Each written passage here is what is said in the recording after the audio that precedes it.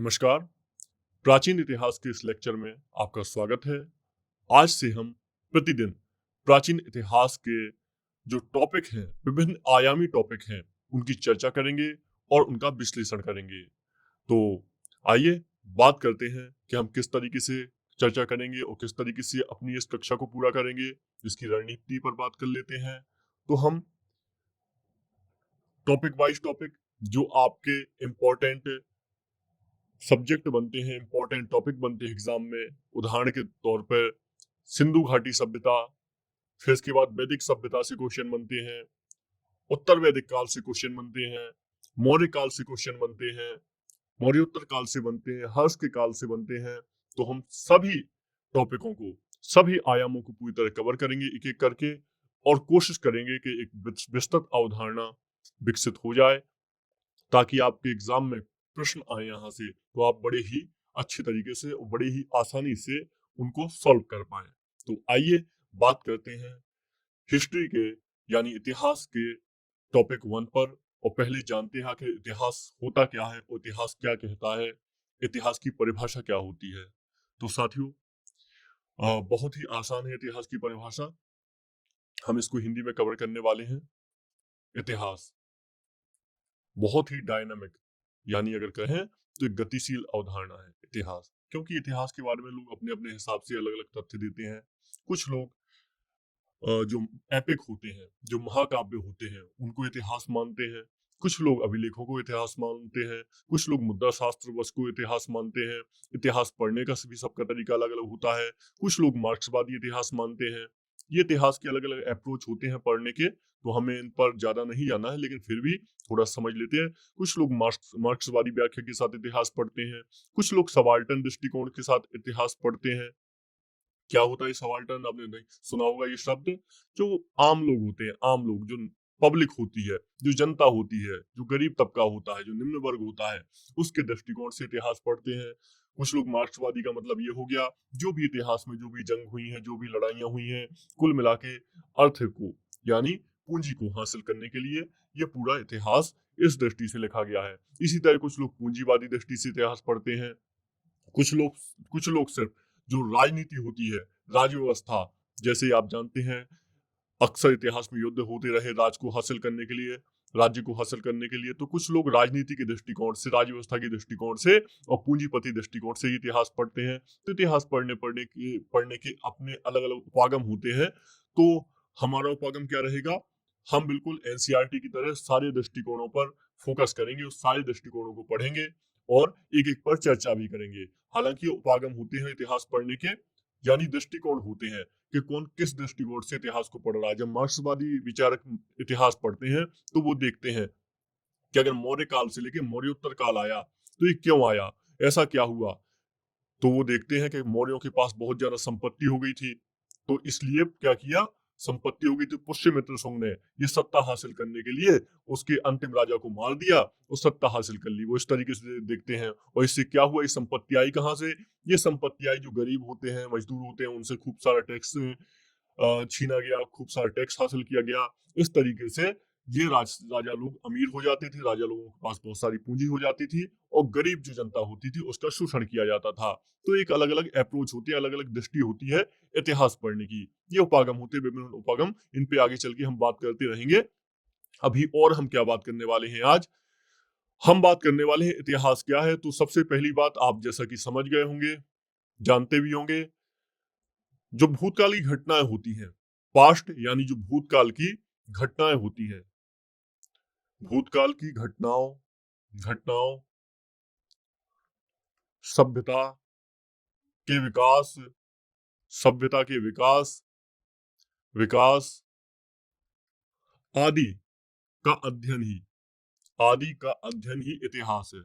अगर इसको आदि का अध्ययन ना करके हम क्रमिक अध्ययन कर दें तो इसका ये ज्यादा सही हो जाए। क्रमिक अध्ययन ही इतिहास है, अध्ययन ही इतिहास है। ये आपके समझने के लिए बहुत ज्यादा इंपॉर्टेंट है। हो सकता है आपके एग्जाम में परिभाषा कभी नहीं आएगी, एग्जाम में इस तरीके की परिभाषा नहीं आती है, लेकिन बस आपको पता होना चाहिए। तो भूतकाल की घटनाओं व सभ्यता के विकास आदि का क्रमिक अध्ययन ही इतिहास कहलाता है। वैसे अभी अगर आप इसको प्रैक्टिकल जीवन में जो वास्तविक जीवन में आप देखें तो आपको समझ में आ जाएगा। ऐसा मत समझिएगा कि कल आपने क्या किया था उसको हम इतिहास में काउंट कर सकते हैं या नहीं। ऐसा नहीं होता है। एक टाइम ड्यूरेशन होता है, एक पीरियड होता है। पीरियड में आखिर मानव का कैसे विकास हुआ, मानव की उत्पत्ति कैसे हुई और मानव के क्या क्या साक्ष्य उस समय के हमें मिल सकते हैं, इन सभी को अध्ययन करना। और ये अध्ययन क्यों किया जाता है? इसका सीधा सा कारण है जिज्ञासा। हर कोई चाहता है कि हमारे पूर्वज क्या होते थे, हम लोगों ने क्या पाया, हम लोगों ने क्या किया। अगर आप कभी जब आगे मेरे साथ आधुनिक भारत पढ़ेंगे तो वहां पे आप लोग समझेंगे, वहां पे जानेंगे कि अंग्रेजों ने कैसे हमें वाइड वर्ल्डन थ्योरी के तहत दबाया। वाइड वर्ल्डन थ्योरी क्या थी? उनका कहना क्या मतलब था, आप जब हम आए थे आपके देश में 1757 में प्लासी का युद्ध हुआ था, तो इसके पहले आप बर्बर हुआ करते थे। बर्बर का मतलब क्या है? बिल्कुल ही असभ्य हुआ करते थे, आपके पास कोई सभ्यता नहीं थी। आप बिल्कुल ही अ, बहुत बुरी कंडीशन में हुआ करते थे। और ऐसे में जब आप बर्बर हैं, असभ्य हैं, आपके पास विकास नहीं है, तो ऐसे में हमारा ये कर्तव्य बन जाता है इंसान होने के नाते कि हम आपका भला करें, हम आपका विकास करें, आपको सभ्य बनाएं। अंग्रेज इसको बोलते हैं वाइड वर्ल्डन थ्योरी। तो अंग्रेज ये कहते थे। आखिरकार हमारे जो देश के विद्वान लोग थे, जैसे राजा राम मोहन राय थे, दयानंद सरस्वती थे और भी बहुत सारे लोग थे, विवेकानंद थे, तो उन्होंने कहा कि जो आपकी थ्योरी है ना, ये गलत है। क्यों? क्योंकि हम तो बहुत पहले से ही सभ्य थे। अगर आप देखेंगे तो 2500 ईसा पूर्व में जाएंगे तो हम उस समय सभ्यता हुआ करती थी। हमारे यहाँ इंडस वैली सिविलाइजेशन हुआ करती थी, सिंधु घाटी सभ्यता हुआ करती थी। इसके बाद हम ऋग वैदिक काल मतलब पूर्व वैदिक काल जिसे बोलते हैं, इसमें भी सभ्य हुआ करते थे। हमारे देश में स्त्रियों को ईश्वर के बराबर दर्जा दिया जाता था। आपाला जैसी स्त्रियां, विदुषी स्त्रियां हुआ करती थी। हमारे यहाँ कर्म के आधार पर समाज का विभाजन हुआ करता था। हालांकि उत्तर वैदिक काल में कुछ बुराइयां आ गई, जहां कर्म के हिसाब से कर्म की जगह जाति ने ले ली और जाति के आधार पर समाज का विभाजन हो गया। ये अलग बात है, तो हमें इसी को खत्म करना है। लेकिन अगर आप बोल रहे हैं वाइड वर्ल्डन थ्योरी के तहत आप असभ्य से हमें सभ्य बनाने आए थे, तो ये बिल्कुल ही गलत है। हम पहले ही सभ्य थे और हम विकसित थे पहले ही। इसका अगर आपको उदाहरण चाहिए तो आप कौटिल्य का अर्थशास्त्र देख लीजिए, जहां पे राजनीति कितने बड़े बड़े सिद्धांतों की बात की गई है।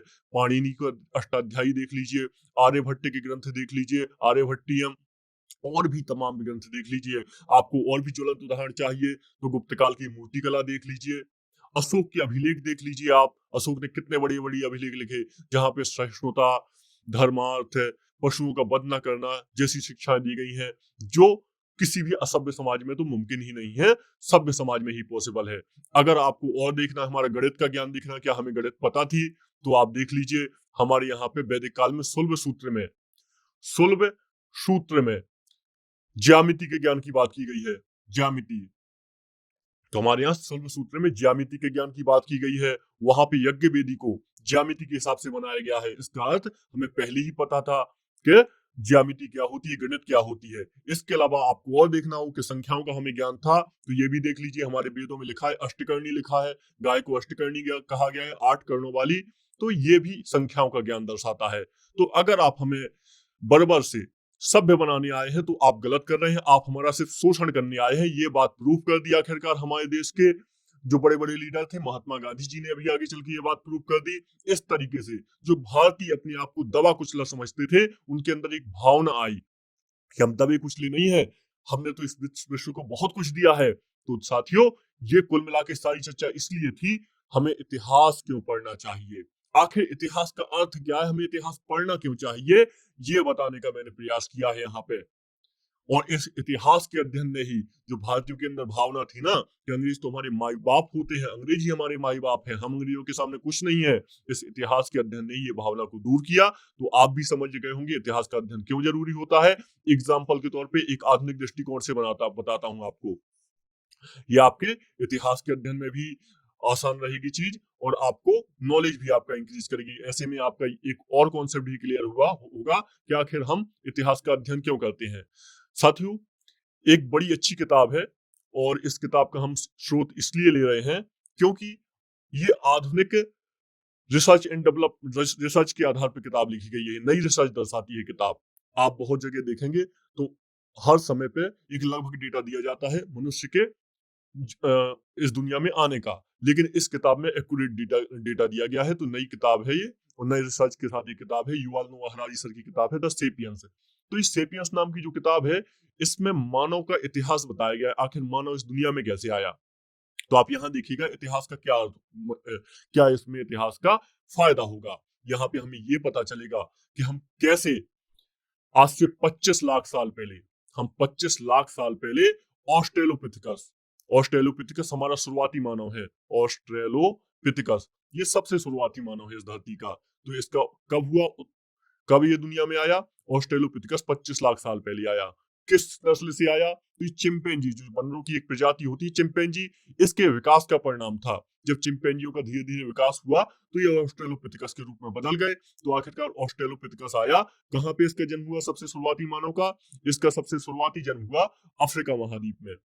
आप देखेंगे अफ्रीका महाद्वीप में हुआ और आखिरकार ये ऑस्ट्रेलोपिथेकस थे यहाँ पे, ये पूरी दुनिया में फैल गए। इन लोगों ने एक यात्रा शुरू कर दी जो अनंत यात्रा थी, कभी खत्म ना होने वाली। तो ऐसे में आगे चल के आप देखेंगे यहाँ पे ऑस्ट्रेलोपिथेकस हैं भी, ये सारी दुनिया में फैल गए। अब आप जानते हैं हर जगह अलग जलवायु होती है, हर जगह का अलग मौसम था, तो ऐसे में इनमें कुछ और विकास हुआ और अलग अलग मानव प्रजातियां डेवलप होती गई। जैसे होमो, आप जानते हैं होमोजीनस होता है, होमोसेपियंस में भी होमो लिखा हुआ देखा होगा आपने। यहाँ पे होमो हेबिलस की हम बात करने वाले हैं। ये सबसे शुरुआती मानव थे जिन्होंने अपने हाथ का इस्तेमाल करना शुरू किया। फिर आप देखेंगे होमो निएंडरथल, होमो निएंडरथल, होमो इरेक्टस। होमो इरेक्टस का मतलब क्या होगा, आप इरेक्ट शब्द से ही समझ गए होंगे, इसका अर्थ होता है सीधा तन के खड़े होने वाला मनुष्य, होमो इरेक्टस। तो ऐसे में कुल मिला के ऑस्ट्रेलोपिथेकस से नई प्रजातियों का जन्म हुआ, नई प्रजातियों का विकास हुआ, और ये प्रजातियां थी आपकी होमो हेबिलस, निएंडरथल, इरेक्टस, और भी बहुत सारी प्रजातियां थी। इनमें कोई बड़ी बात नहीं, होमो इरेक्टस का कंकाल तो भारत में भी मिला हुआ है। तो ऐसे में कुल मिला के ये विकास क्रम हुआ। अब ऐसा मत समझिएगा कि जब होमो हेबिलस खत्म हो गए तब निएंडरथल आए, जब निएंडरथल खत्म हो गए तो इरेक्टस आए, ऐसा नहीं है। सबका क्रमिक रूप से विकास चल रहा था, पूरी दुनिया में प्रजातियां घूम रही थी। और आखिरकार जब और आगे हम बढ़े तो 70,000 साल पहले, 70,000 साल पहले होमोसेपियंस आए। आप जानते हैं हम भी होमोसेपियंस ही हैं। तो होमोसेपियंस का विकास हुआ। ये वाले मानव थोड़ी बुद्धि में कमजोर थे, इनके पास चीजें भी कम थी, कम ज्ञान था, लेकिन होमोसेपियंस इन सब चीजों से बहुत ज्यादा आगे थे। तो आप देखेंगे आखिरकार कैसे मनुष्य का विकास हुआ। और ये विकास आपको कहाँ देखने को मिलेगा इतिहास में, ये विकास आपको पुरापाषाण काल में देखने को मिलेगा। जब आप पुरापाषाण करते हैं, बहुत सारे लोग कहते हैं कि इतिहास हमेशा इंडस वैली सिविलाइजेशन से क्यों शुरू होता है, सिंधु घाटी सभ्यता से क्यों शुरू होता है, तो उनको लिए जवाब है कि ऐसा नहीं है। हमारा इतिहास पढ़ने का जो नजरिया है ना, ये पुरापाषाण काल से शुरू होता है, पैलियोलिथिक, पुरापाषाण काल से शुरू होता है, फिर मध्य पाषाण काल, फिर नवपाषाण काल। तो ये जो सब घटनाएं हो रही हैं, ये होमो हेबिलस, निएंडरथल, इरेक्टस, ये पुरापाषाण काल की घटनाएं, होमोसेपियंस का इस दुनिया में आना, सब पुरापाषाण की घटनाएं हैं। आप देखेंगे आखिर में जब ये पुरापाषाण है, जो पुरा मानव है, इनकी आप कुछ हथियार भी आप देखते हैं, जिसमें से कुछ इन्होंने जो हथियार थे, कुछ औजार बनाए हुए थे। ये औजार हमें आज ही मिलते हैं, हथियार, औजार, ये औजार हमें आज ही मिलते हैं। आप देखेंगे सोन घाटी में देखेंगे, सोन घाटी में देखेंगे, बेलन घाटी में देखेंगे, तमाम जगह पर ये हमको पुराने प्राचीन साक्ष्य मिलते हैं इनके। ये सारी पाषाण काल की घटनाएं हैं, याद रखिएगा। तो इससे हमें सीखने को क्या मिलता है कि इतिहास का अध्ययन इसलिए भी आवश्यक है क्योंकि हम अपने अपने उत्थान को समझ पाते हैं। आप देखेंगे किस तरीके से ऑस्ट्रेलोपिथेकस से होमोसेपियंस तक की यात्रा रही, और आज हम वही होमोसेपियंस हैं जिन्होंने 70,000 साल पहले इस दुनिया में जन्म हुआ था, और आज होमोसेपियंस अपने को सबसे बड़ा जीव मानता है इस दुनिया का, सबसे बड़ा जीव मानता है, सबसे शक्तिशाली जीव मानता है। हालांकि है भी, क्योंकि प्रकृति ने उसको संज्ञानात्मक क्रांति दी हुई है। युवाल नोवा हरारी सर लिखते हैं, अगर इस दुनिया में होमोसेपियंस बच पाए, बाकी की सारी प्रजातियां खत्म हो गई, तो इसका परिणाम है कि होमो संज्ञानात्मक क्रांति इनके पास आ गई थी, और कृषि क्रांति इन लोगों ने कर ली समय के साथ। इन लोगों ने समय के साथ कृषि क्रांति कर ली, इसके कारण होमोसेपियंस इस दुनिया में बचे रह पाए, बाकी सब खत्म हो गए। तो ये काफी अच्छी जानकारी थी आपके लिए। तो बस इतना जान लीजिएगा, इतिहास का अध्ययन आपके लिए क्यों जरूरी होता है। अपने अतीत को जानने के लिए इतिहास का अध्ययन बहुत ज्यादा जरूरी होता है। अगर भूतकाल की घटनाओं की जगह हम अतीत लिखें तो और भी अच्छा शब्द होगा। अतीत की घटनाओं को जानने के लिए हमें इतिहास का अध्ययन करना चाहिए। इससे हमारी समझ विकसित होती है और हमें वास्तविकता से हम अनभिज्ञ नहीं रहते हैं, वास्तविकता हमें पता चलती है, अपनी वास्तविकता, अपनी दुनिया की वास्तविकता। तो चलिए ये हमारी थी बेसिक जानकारी। अब आते हैं टॉपिक पर अपने, आज के अपने टॉपिक पर आते हैं हम। तो हमारा टॉपिक आज का, एक सेकंड रुकिएगा जरा। तो सबसे पहले इतिहास का हम विभाजन समझ लेते हैं। देखिए, इतिहास का विभाजन 3 भागों में होता है। इतिहास का विभाजन 3 काल में होता है। एक तो पुरापाषाण काल होता है, पुरापाषाण काल। एक होता है मध्यपाषाण काल, मध्यपाषाण काल। एक होता है नवपाषाण काल। नवपाषाण काल, न्यू पैलियोलिथिक एज, पाषाण काल। ठीक है, याद रखिएगा। पुरापाषाण काल ऑलरेडी 3 भागों में डिवाइडेड है, जिसमें अति पुरापाषाण काल हो जाएगा, मध्य पुरापाषाण काल हो जाएगा, और हो जाएगा नवपुरापाषाण काल। ये 3 भागों में और फिर से इसको विभाजित किया जाता है। इसका कारण क्या है? क्योंकि आप देखेंगे, अब 25 लाख साल पुरानी घटनाओं की बात करनी है तो उसको अति पुरापाषाण काल में करेंगे। आप देखेंगे मध्य पुरापाषाण काल की हमें बात करनी है तो जैसे आग की खोज इस दुनिया में होती है, आप जानते हैं होमो निएंडरथल या इरेक्टस को जाता है श्रेय, जिन्होंने आग की खोज की थी। तो आग की खोज मध्य पुरापाषाण काल की घटना हो जाएगी। तो ऐसे में आपको ये पढ़ना पड़ेगा कि पुरापाषाण काल आखिर क्या होता है। तो बस इसमें यही आपको समझना था कि जो होमो ऑस्ट्रेलोपिथेकस से लेके होमो निएंडरथल इरेक्टस तक की जो घटनाएं थी, इनको पुरापाषाण काल में देखा जाता है। इसके लिए जो स्रोत होते हैं, ये क्या क्या होते हैं? इसके लिए होते हैं पत्थर के औजार होते हैं, और ये पत्थर के औजार ना बहुत बड़ी हुआ करते थे, बहुत भारी भरकम हुआ करते थे। लेकिन जब मध्य पुरापाषाण काल आ जाता है तो जो औजार थे, ये औजार अच्छे बनने लगे, फलकदार औजार बनने लगे। फलकदार औजार का मतलब थोड़ा नुकीले और छोटे औजार बनने लगे मध्य पुरापाषाण काल में। इसलिए मध्य पुरापाषाण काल एक इंपॉर्टेंट टाइम पीरियड है। और आखिरकार नवपुरापाषाण काल आ जाता है। आप जानते हैं, अगर इसमें एग्जाम्पल की बात करें, उदाहरणों की बात करें, तो आपने भीमबेटका का नाम सुना होगा। मध्य प्रदेश, मध्य प्रदेश भीमबेटका में जो मध्य पुरापाषाण काल है, इसके चित्र मिलते हैं। ये भीमबेटका कहाँ है? ये रायसेन जिले में है, मध्य प्रदेश में। रायसेन जिला मध्य प्रदेश में है। ये यूनेस्को का स्थल भी है। जो यूनेस्को है, इसका विश्व धरोहर स्थल है भीमबेटका, याद रखिएगा। तो भीमबेटका में भित्ति चित्र मिलते हैं। यहाँ पे दीवारें हैं, जो दीवारें, गुफा है एक, तो गुफा की दीवारों पर कुछ कलात्मक चित्र मिलते हैं। ये कलात्मक चित्र दर्शाते हैं कि जो हमारे प्राचीन मानव हुआ करते थे, प्राचीन पूर्वज हुआ करते थे, इनको धीरे धीरे कला में रुचि जागने लगी थी। इसलिए ये ऐसे कुछ चित्र बनाए करते थे, जिसमें आप देखेंगे गर्भवती माता का चित्र देखेंगे, कुछ लोगों के द्वारा शिकार करते हुए चित्र देखेंगे, कुछ लोगों के द्वारा आग जलाते हुए चित्र देखेंगे। ऐसे तमाम आप चित्र पाएंगे जो गुफा के अंदर बनाए गए हैं, जो आज भी मौजूद है। ये रायसेन जिले मध्य प्रदेश में आपको गुफाएं मिल जाएंगी। और आखिरकार देखेंगे, आप जानते हैं कि जब एक लोकेशन होती है तो इसका धीरे धीरे इसमें उन्नयन होने लगता है, लोग इसमें रहते ही हैं। तो ऐसे चल करके भीमबेटका को आप नवपाषाण काल में भी पढ़ेंगे, भीमबेटका स्थल को। इसमें आप और भी बहुत सारी लोकेशन पढ़ेंगे, जैसे बेलन घाटी हो गई, बेलन घाटी हो गई। और नवपाषाण काल में आप क्या पढ़ेंगे? नवपाषाण काल के तो बहुत सारे स्थल हैं। इसमें गुफकराल पढ़ेंगे, इसमें शुरुआती आप गांव पढ़ेंगे। शुरुआती गांव जैसे इनाम गांव हुआ था, यहाँ पे कुछ साक्ष्य प्राप्त होते हैं प्राचीन मानव बस्तियों के। इनाम गांव हो गया। गुफकराल में क्या मिलता है?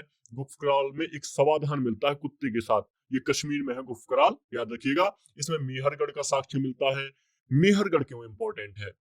मेहरगढ़ इसलिए इंपॉर्टेंट है क्योंकि यहाँ पे 7000 ईसा पूर्व अनाज के साक्ष्य मिलते हैं, गेहूं के साक्ष्य मिलते हैं। यहाँ पे अनाज के साक्ष्य मिलते हैं। तो सबसे पहले तो इसे भारत का, भारतीय उपमहाद्वीप का सबसे पुराना स्थल माना जाता था जहां पे अनाज के साक्ष्य मिले हुए हैं। लेकिन अब जो नई रिसर्च है, इसके हिसाब से यूपी का जो लहुरा देव है, लहुरा देव नाम की एक जगह है यूपी में, यहाँ पे सबसे पुराना करीब 9000 ईसा पूर्व, 9000 ईसा पूर्व पुराना यहाँ पे अनाज का साक्ष्य मिला है, चावल का साक्ष्य मिला है। इसलिए अब इस लोकेशन को बहुत इंपॉर्टेंट है। इस लोकेशन को अब माना जाता है भारतीय उपमहाद्वीप का सबसे पुराना स्थान, जहां पे अनाज का साक्ष्य प्राप्त हुआ था, याद रखिएगा। तो ये सब कब के हैं? इन नवपाषाण कालीन स्थल है। आप देखेंगे धीरे धीरे कैसे इंसान का विकास हुआ, कैसे इंसान ने आग की खोज की, फिर कैसे इंसान ने अच्छे औजार बनाने शुरू किए, कैसे इंसान का कला प्रेमिता जन्मी इंसान में। और यही पहली बार जब जगह थी जब इंसान ने पशुपालन शुरू किया। पशुपालन का क्या अर्थ है? इंसान ने पहली बार पशुपालन शुरू किया। ये पहला टाइम था, याद रखिएगा, जब मध्यपाषाण काल में इंसान ने शुरू किया। तो ये आपके लिए इंपॉर्टेंट थी ये सारी जानकारी। तो याद रखिएगा, नवपाषाण काल, पुरापाषाण काल और नवपाषाण काल, ये टाइम पीरियड और ये आपको जो वर्गीकरण है आपके लिए बहुत ज्यादा महत्वपूर्ण है। ठीक है, चलिए आगे बढ़ते हैं, अब कुछ और बात करते हैं। आपने एक शब्द सुना होगा, आपने अभी दो शब्द देखे, पुरापाषाण और मध्य पुरापाषाण काल, नव पुरापाषाण काल। तो ये मध्य पुरापाषाण, नव पुरापाषाण काल, आप जानते हैं यहाँ पे कोई लिखित साक्ष्य तो मिला नहीं होगा, लेकिन फिर भी हम इतिहास में इसको क्यों गिनते हैं, हमें कैसे पता ये इतिहास है? वो इसलिए क्योंकि एक शब्द चलता है प्रागैतिहासिक काल। प्रागैतिहासिक, प्रागैतिहासिक तीन शब्द होते हैं, प्रागैतिहासिक, आद्य ऐतिहासिक, आद्य ऐतिहासिक, और एक तीसरा शब्द होता है, तीसरा शब्द होता है आद्य ऐतिहासिक और होता है ऐतिहासिक। इसका अर्थ क्या होता है, ये हमारे लिए बहुत ज्यादा महत्वपूर्ण है। तो प्रागैतिहासिक का अर्थ होता है ऐसी जगह, ऐसा इतिहास जहां पे हमको कोई लिखित साक्ष्य नहीं प्राप्त होता, मतलब लिखित साक्ष्य नहीं प्राप्त होता। इसका अर्थ क्या हुआ? इसका अर्थ हुआ आपको औजार मिलेंगे, आपको चित्र मिल सकते हैं, आपको बहुत सारी ऐसी चीजें मिल सकती हैं जहां पे आपको लगे कि नहीं, बनाया तो इंसान ने है, लेकिन कुछ भी लिखा हुआ नहीं मिल रहा है, किसी पत्थर पर, किसी स्लेट पर, किसी भोजपत्र पर लिखा हुआ नहीं मिल रहा है, तो इसको बोलते हैं हम प्रागैतिहासिक काल। इसके उदाहरण क्या हो जाएंगे? इसके उदाहरण वही हो जाएंगे जो अभी आपने पढ़े थे, पुरापाषाण काल, मध्य पाषाण काल, नवपाषाण काल। जैसे आपने गुप्त कराल पढ़ा, गुप्त कराल में क्या था? शवाधान प्राप्त हुआ है, हमें शवाधान का साक्ष्य प्राप्त हुआ है, जिसका अर्थ क्या दर्शाता है कि मनुष्य को शुरुआत से ही किसी दूसरी दुनिया का भय रहता था कि हम किसी दूसरी दुनिया में जाएंगे, इसलिए मनुष्य ने क्या किया, एक इंसान के साथ एक कुत्ते को भी दफना दिया ताकि वहां पे खाना पूर्ति होती रहे। इस इंसान की ऐसा कुछ विश्वास दर्शाता है, इतिहासकार ऐसा मानते हैं। तो समाधान का हमें साक्ष्य मिलता है, ये क्या है? लिखित साक्ष्य तो नहीं है, इसलिए प्रागैतिहासिक काल इसको बोलते हैं। आद्य ऐतिहासिक काल का क्या होता है? यहाँ पे लिखित साक्ष्य तो मिलते हैं, लिखित साक्ष्य मिलते हैं, लेकिन इनको पढ़ा नहीं जा सका है, अब तक कोई नहीं पढ़ पाया है, पढ़ा नहीं जा सका है। इसका अर्थ हुआ कि यहाँ पे साक्ष्य है, यहाँ पे लिपि है, यहाँ पे लिखा हुआ हमें बहुत कुछ मिल गया है, लेकिन इसको हम पढ़ नहीं सकते हैं। जैसे कि इसका उदाहरण क्या हो जाएगा? सिंधव लिपि। सिंधव लिपि भारतीय उपमहाद्वीप की सबसे पुरानी लिपि है। आपने सुना होगा सिंधु घाटी सभ्यता में एक लिपि पाई गई थी धोलावीरा में, तो उसी लिपि की बात कर रहा हूँ।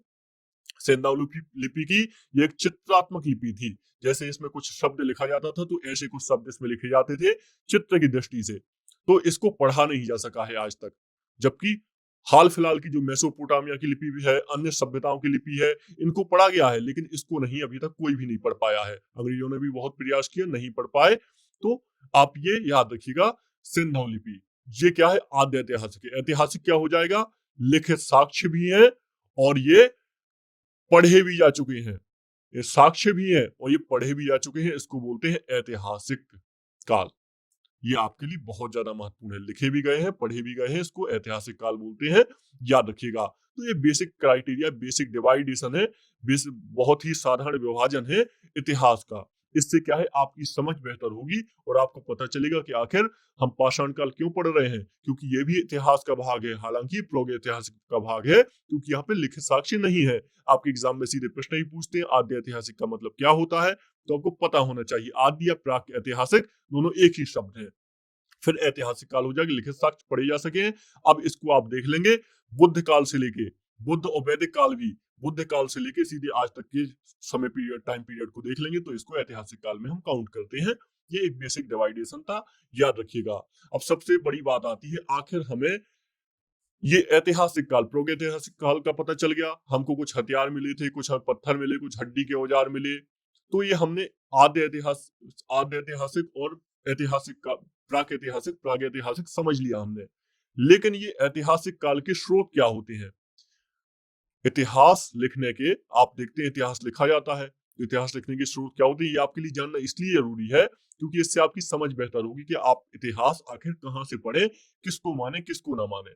अभी हमने शुरुआत में बात की थी, रामायण लिखा गया, ठीक है, रामायण महाकाव्य लिखा गया, बहुत ही सुंदर महाकाव्य है।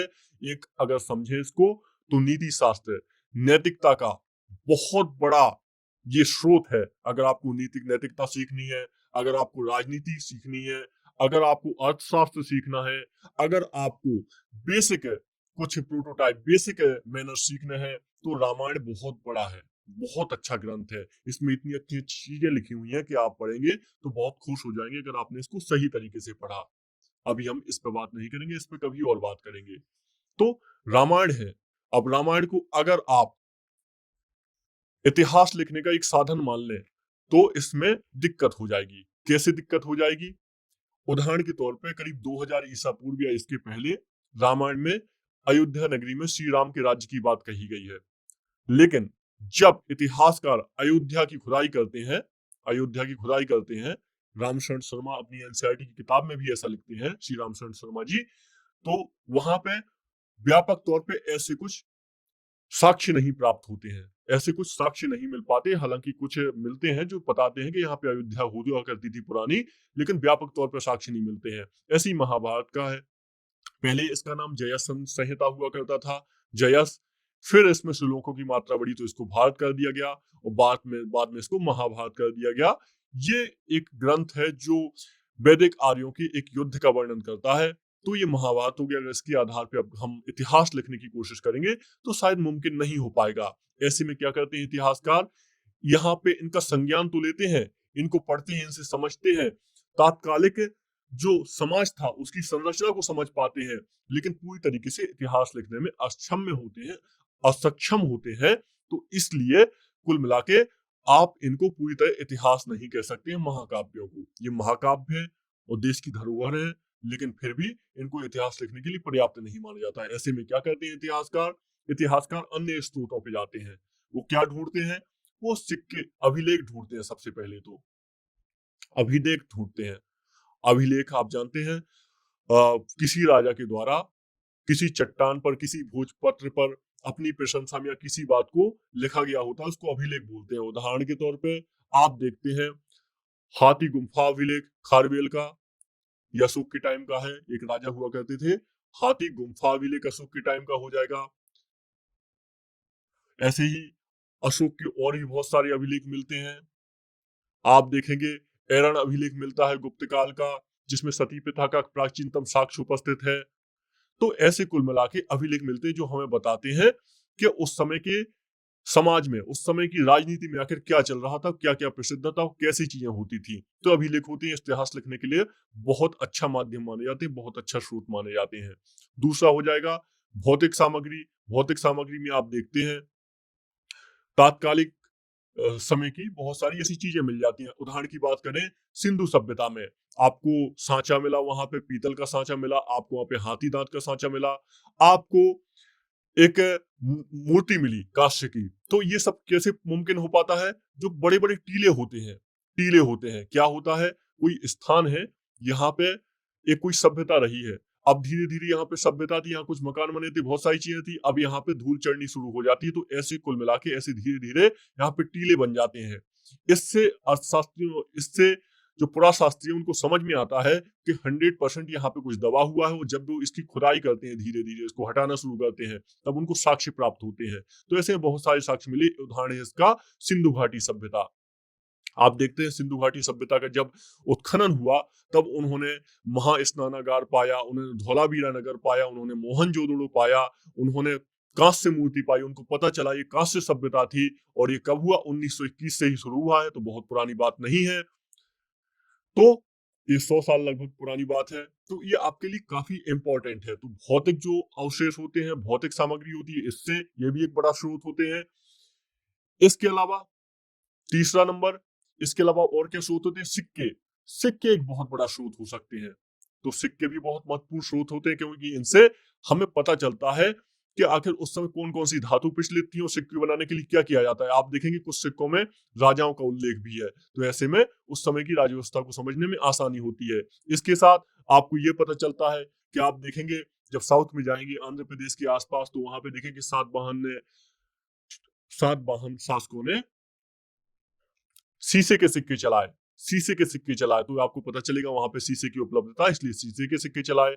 आप देखेंगे कुषाण शासकों ने कितने बड़े स्तर पर सोने के सिक्के चलाए, आगे चल गुप्त शासकों ने भी चलाए। तो ये सब जानकारी आधार बनती है उस काल के भारत को समझने का। तो ये भी आपका एक बहुत महत्वपूर्ण स्रोत होता है। इसके अलावा और क्या स्रोत हो सकता है?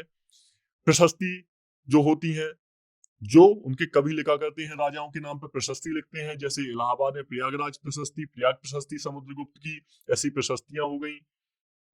और महाकाव्य भी जोड़े जाएंगे स्रोत में, लेकिन बहुत बड़े स्तर के नहीं। इसके अलावा कुछ किताबें भी जोड़ी जाएंगी स्रोत के रूप में। उदाहरण के तौर पे अर्थशास्त्र की अगर हम बात करते हैं, ये साहित्यिक स्रोत होते हैं।